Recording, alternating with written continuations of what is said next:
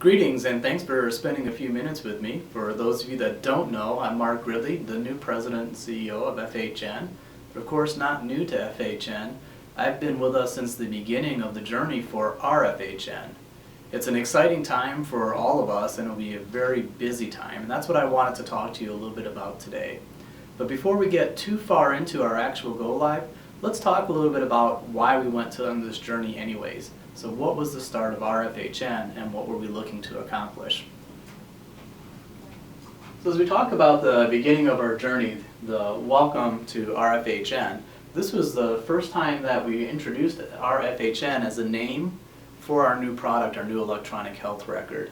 And as a team we came together and we talked about our FHN allows us to ignite our passion, to change something for the better, to focus on our purpose, worthwhile work, and making a difference.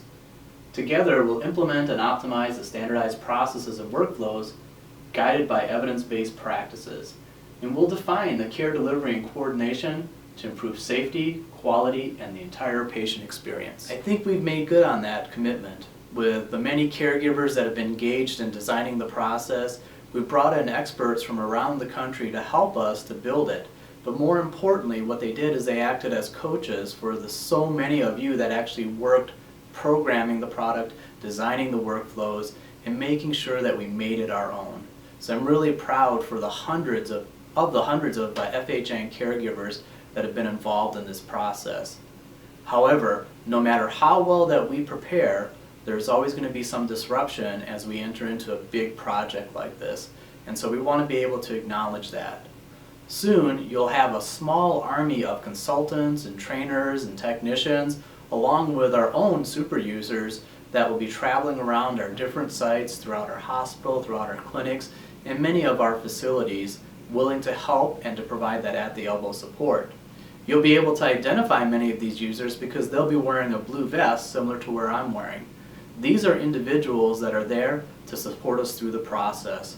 For the physicians and the nurse practitioners and our physician assistants, they have their own team of super users that will be available, and they'll be wearing vests like this. The only difference is that they'll be gray. One of the things that we wanted to make sure is that we had as much support as possible to help us move through this change. However, I wanted to take a moment and talk a little bit about what we should be expecting with change. And I want to introduce you to what we call the J-curve. So in business school, or business terms overall, whenever there's something that creates disruption, even if it's for the better, we have to blend our reality for expectations of what's actually going to occur. And oftentimes when we look at making an upgrade or enhancement, we think that we automatically will receive all of the benefit from day one. And the reality is that sometimes we take a dip in our performance because we have to learn new ways of doing things or get familiar with that product or get familiar with that project, whatever it may be. So as we look at the reality of change, we could see one of our axes here is the organization's performance. Going up is better. And on the bottom axis, this represents time. So that's over time or the increments that it will take. If we say that our current state of performance is at this level, once we implement our FHN, it becomes a significant catalyst. And what we often expect is going to happen is that we've got this new product that everybody has worked so hard on with all of these enhanced features that right away we're going to jump up and get to where our desired state of performance is. However, we need to adjust and accept that that's not always what happens. In fact, more often than not, what happens is that we have something new that we're not familiar with, and we get uncomfortable with that. We have to unlearn some certain processes or the way that we use the past system and relearn and implement new processes for the new system. That affects our performance. So before we get good at anything, a lot of times with change we actually get worse for a short period of time. VOD stands for the Valley of Despair. And that's what can happen if we don't accept the reality of change and say, it's okay, we understand that for the first few days, the first few weeks, that it's going to be different. It's going to be difficult and frustrating just because it is different. When we accept that and we know that that's normal, it helps us focus on getting better as soon as we possibly can. And then what happens is that once we've accepted that change, is we really start to just implement some of the benefits.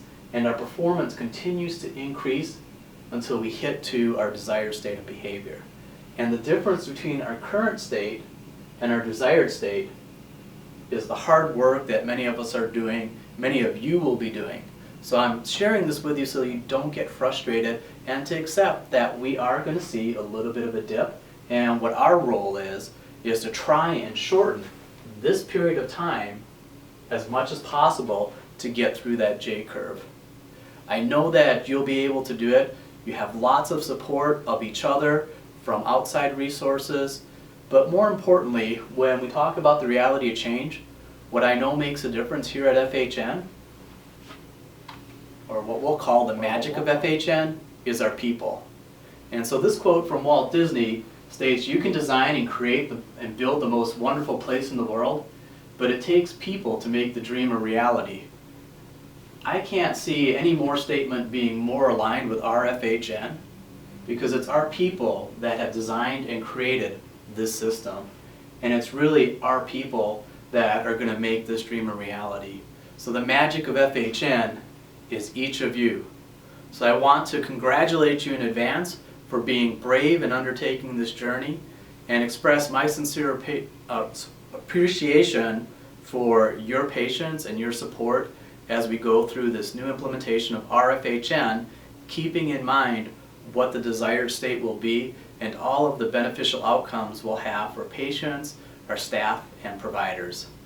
So thank you once again for all you do for FHN.